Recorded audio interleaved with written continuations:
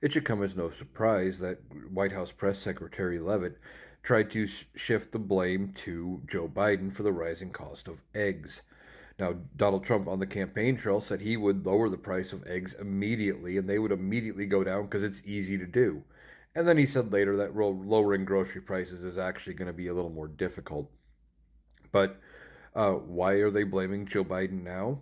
Well, she took a shot at Joe Biden, saying it was while he was in the White House or maybe upstairs asleep in the residence, going back to the old Sleepy Joe moniker that they like to use.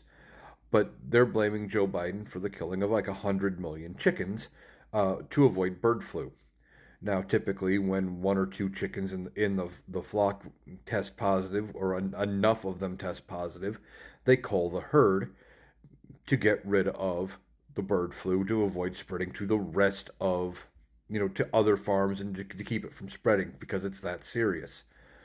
And the Biden administration was supplying more funding for testing, more funding to replace the chickens that were culled because of trying to prevent the bird flu from spreading. Especially, we don't want it to mutate to where this version of bird flu ends up in people.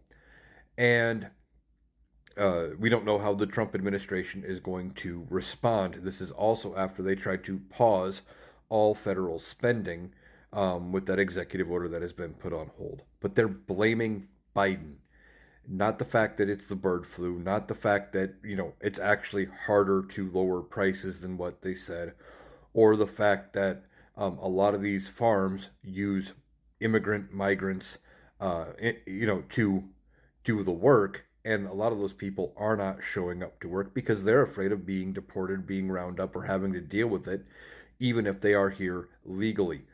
Now, we will see what happens with the egg prices. Egg prices have gone up in response to um, the bird flu, and other things that use eggs are also going to be going up as supply is dropping.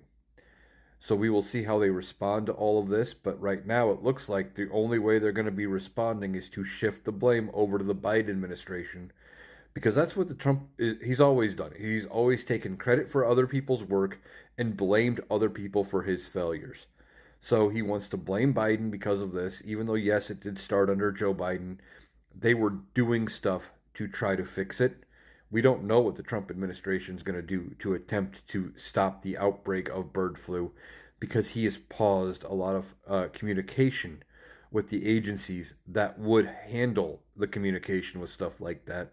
And then he tries to cut funding. So, as typical, Donald Trump saying, not my fault.